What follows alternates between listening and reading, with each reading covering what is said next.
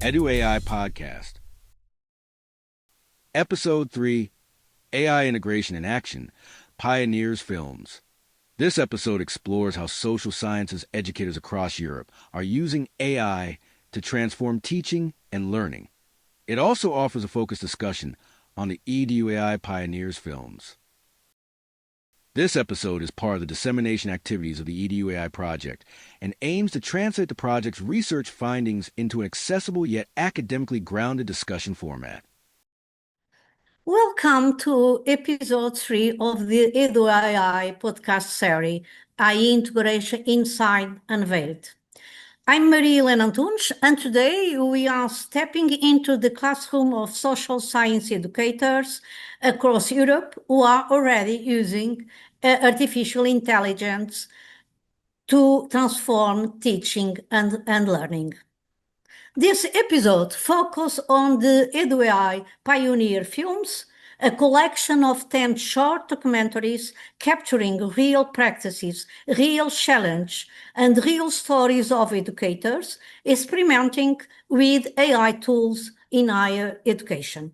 Today, we are joined by two of these pioneer educators, each featured in one EduAI documentary. Professor Manuela Francisco from Portugal, Professor Mehtap Dohan from Turkey, and adding a broader perspective, we also welcome an AI expert from North Macedonia, University of Tetova, a recent joint EduAI partner with expertise in AI ethics, responsible pedagogy, and teacher capacity building.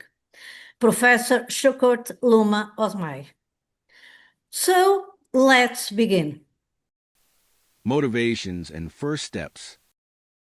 Before we dive into what was captured in the documentaries, I'd like to ask each of you the same opening question.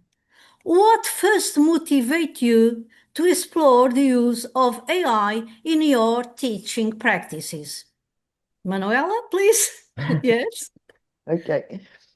Well, it was a natural process because one of my activities as consultant, I explore digital tools, especially to evaluate their potential of digital accessibility and, of course, the potential and value for pedagogical innovation. So this work, I use this expertise and experience to project in my classes, especially in distance education, because we use, of course, lots of technology. And one of these tools are based on the AI. And I started in 2019 maybe with one of these tools that was Perusal. Well, I start to use it and changing my practices and of course to focus on learning process and assessment. Okay, thank you. Professor Mehtap? Actually, I started experimenting with AI largely out of curiosity and necessity because I teach research methodology, philosophy of technology, and philosophy of AI courses. My research area is also philosophy of artificial intelligence. So I am already thinking about artificial intelligence. So I was constantly talking about the implications of AI. So I thought that why not bring it in directly into the classroom? My students were already buzzing about tools like ChatGPT. Rather than shy away, I wanted to engage with it together. As a philosopher, it felt me almost contradictory to discuss the philosophy of technology without actually engaging with AI in my classroom. I saw it as a chance to explore algorithmic bias firsthand. We could see how AI might display gender or racial bias, how it perpetuates stereotypes. It seemed like a great way to prepare students for a world where AI is everywhere, but also to sharpen their ability to question these tools rather than becoming passive consumers of these tools.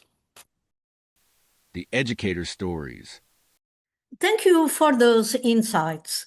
Let's now turn to what we actually see in your EduAI documentary.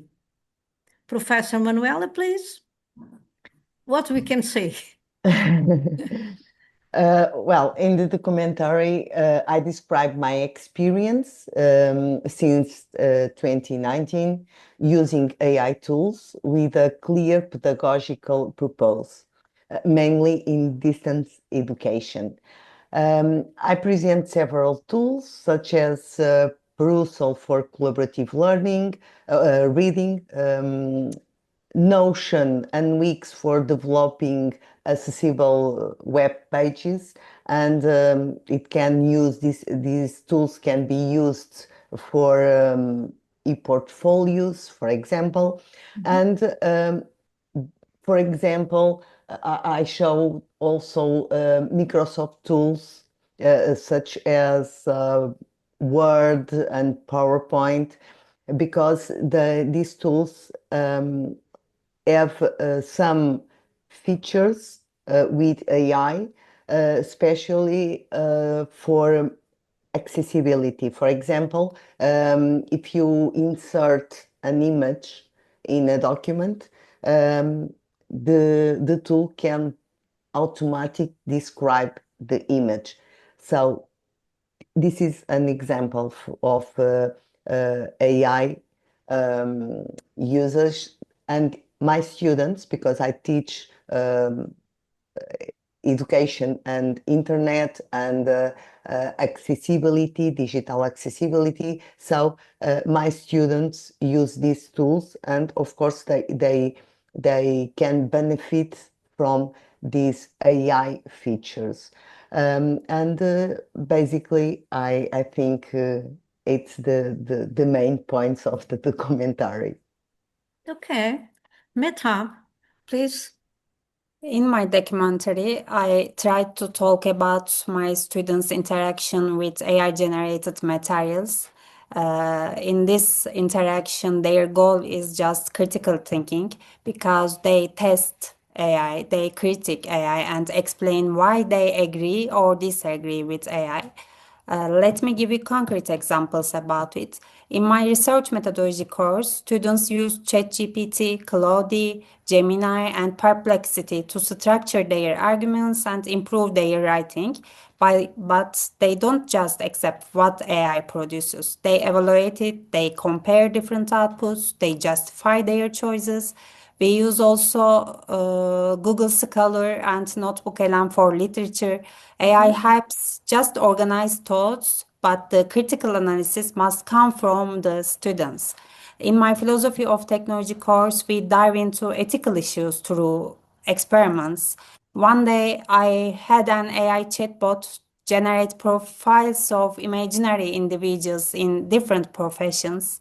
The results were interesting because it described the software developer as a stereotypically tech geek man, but it described the nurse as a woman with a caring heart. And my students immediately picked up on these stereotypes. This sparked a lively discussion. We also examine in my courses specific scenarios. Imagine an AI recruitment tool that ranks male candidates higher for technical positions, or facial recognition AI with higher error rates for darker skin tones. Students identify where the bias comes from. Is it the training data, the algorithm design, how the system is being used? Also, in my graduate courses, students conduct experiments with different AI models. They test responses to the same prompts, but about gender roles, about racial justice or economic inequality. They document patterns. They analyze what these reveal about embedded values. So these documentaries reveal two distinct but complementary approach to AI integration. But innovation always come with challenge. So let's talk about that now. Challenges and lessons learned. Every innovation comes with challenge, we said previously. So what was the most significant challenge you encountered while integrating artificial intelligence? Manuela, please. Well, I faced two main challenges, and these challenges are a concern for me. The first one is inequality, because some students have more experience using these tools or have access to the paid version of these tools. And these often produce more polished work, but this not always mean they have a better knowledge or skills in the subject area. And the second challenge is the increasing similarity of written, especially in written assignments, which often shows a loss of human creativity. These two challenges lead us to a broader concern, because the regular use and dependence of AI tools can reduce critical thinking and especially imagination. And we have already some studies that suggest that generative AI tools activate fewer brain areas. So this will impact the way of we thinking, especially the deep thinking, and of course the way that we can create and activate imagination. So this is my big challenge Okay, and for how now. did you help students to distinguish between useful and superficial feedback? Uh, well, it's in distance education is not so easily because we are not face to face. So Of course. most of time we just have their feedback when they conclude the assignment. So it's not easy to look to the process, individual process, but I have always some guidelines how to use the technology. But I think the students they have the most concern of our students is the grade, Okay. not the learning. So if they can use these tools to have the best product, they will use it without thinking too much. And Yeah.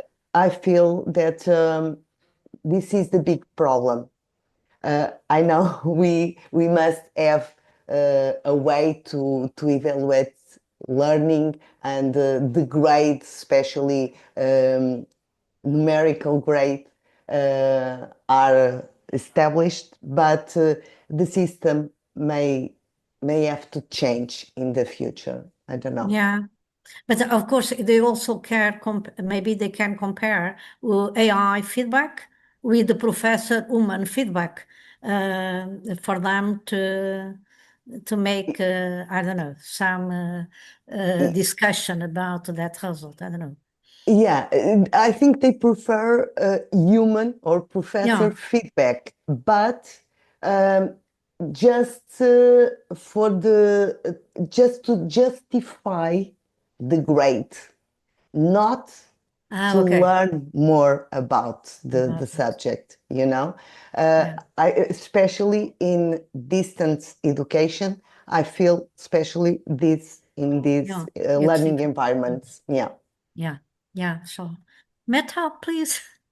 I think the biggest challenge I faced with is AI hallucination. Because AI can be a smooth talker, it gives very confident answers, it sounds authoritative, even when their answers are wrong.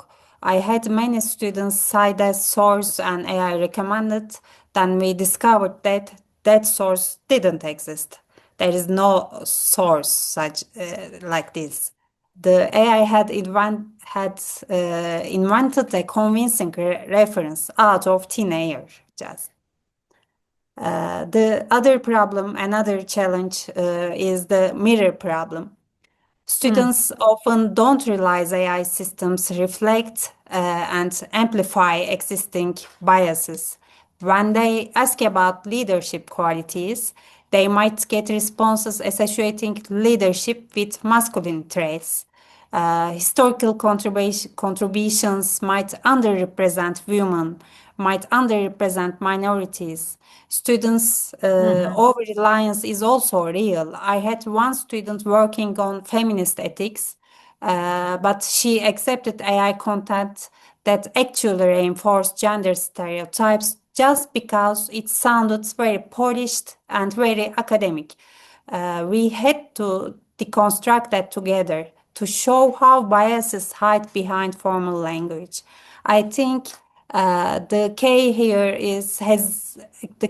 here has been not to see these challenges as failures, but as opportunities to dig deeper into why they happen and what we can do about them. Okay. And how did you keep critical thinking alive? It's not an easy task, I assume.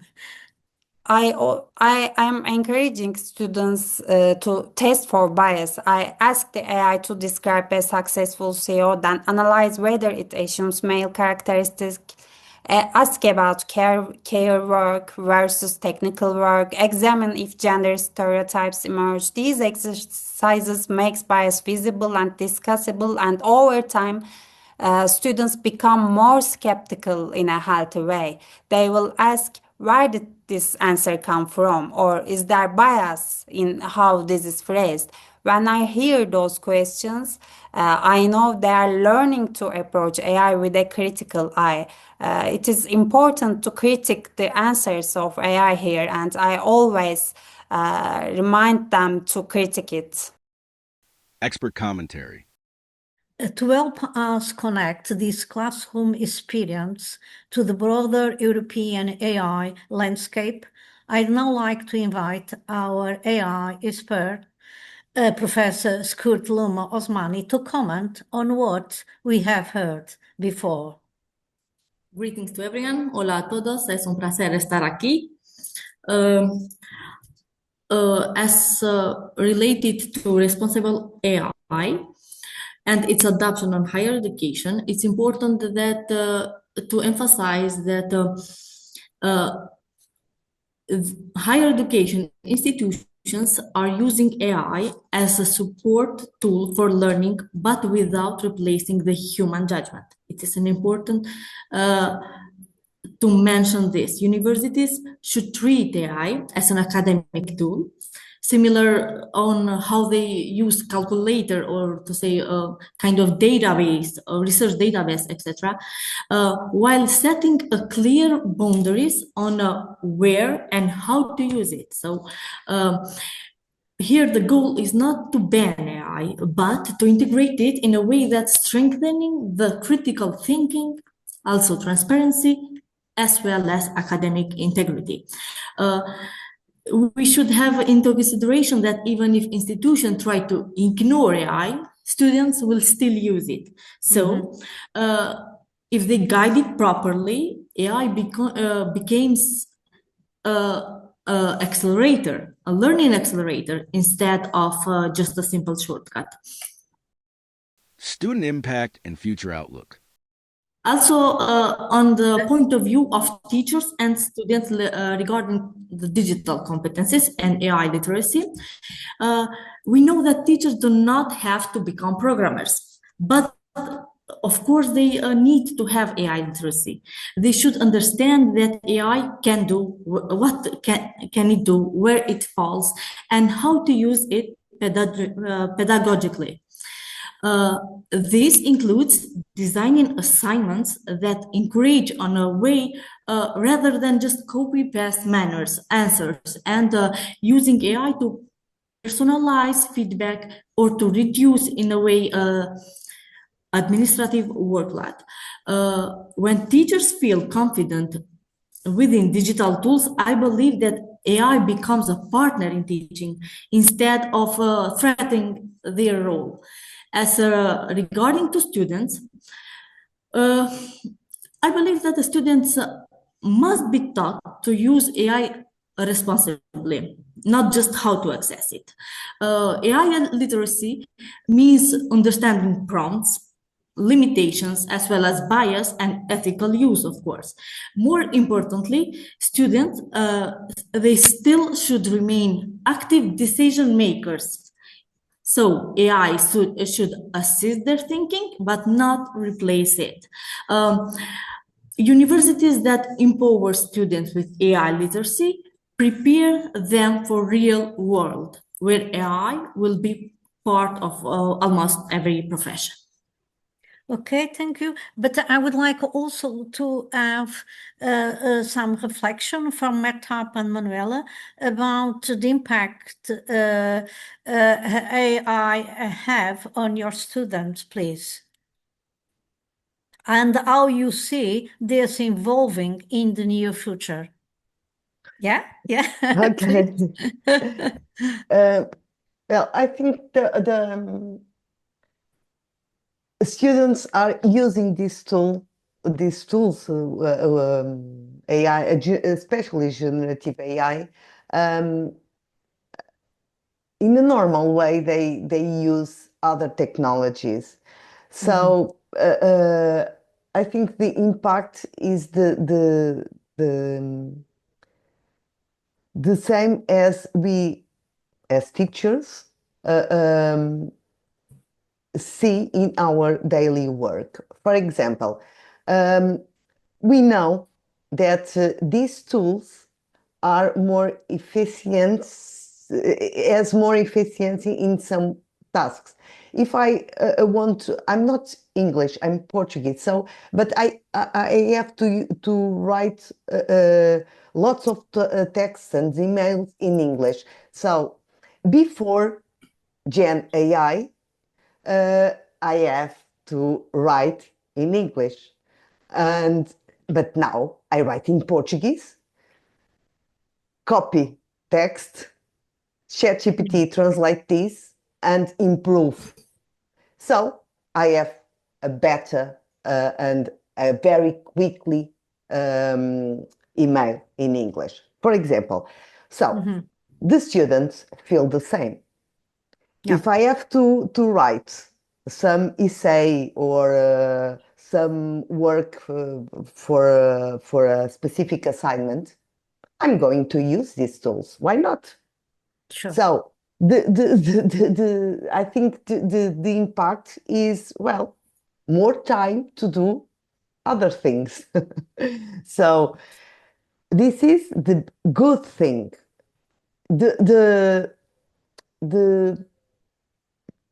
I don't can say the bad thing, but the concern is that I'm starting to use, or students start to use these tools as a routine tool to do lots of tasks, and they start to forget some, like as I said before, creativity,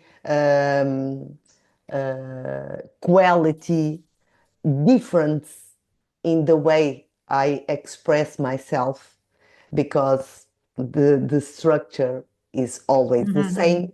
So I think we are going to get these outputs as a normal or outputs, and it will be, I don't know, I think we are like creating a very equal outputs Yeah. in our daily tasks or learning tasks, because it is a routine in Yeah. use of these tools.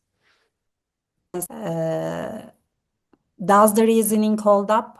What assumptions is it making? Could it be missing perspectives? And when we talk about them, this turns into a friendly sparring match in the classroom, almost like the AI is another student, and we evaluate his ideas like that. I use the comparison method also. Students run the same question through different tools, through ChatGPT, Cloud, Gemini, Perplexity, etc. They analyze the differences. Why did one system emphasize certain aspects while another ignored them? We also practice reverse engineering. Students take an AI output and figure out what assumptions or value it might be embedded. I think if we treat AI like a normal academic tool, we also we don't we sorry No problem. we shouldn't treat AI like a normal academic tool.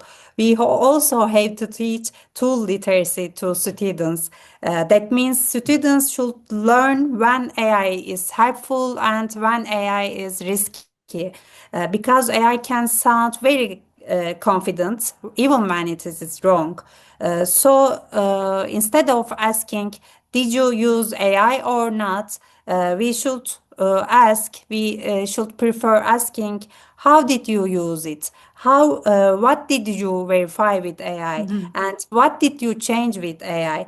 When we create clear rules and a culture of transparency, AI becomes helpful for students, not a risky. Okay. And looking 1 year ahead, one sentence, a small sentence, please, for each of you. Where does AI fit in your work? One sentence, a small one. Before that, I can support my Oh, sure. sentence. Yeah. Okay. And then, okay, the other colleagues can think a little bit about the sentence in Yeah. meantime, please. Well, Zach Cass argues that technology can help with many tasks, but it cannot easily replace human capacities such as life experience, empathy, imagination, and philosophical questioning. So, based on this, that I completely agree, I think the future of using AI in my practices will be using it as a tool. Okay. However, I think it's very important to design learning activities that are focused on developing these human, unique capacities. So this is my focus. Okay. Human capacities. Good.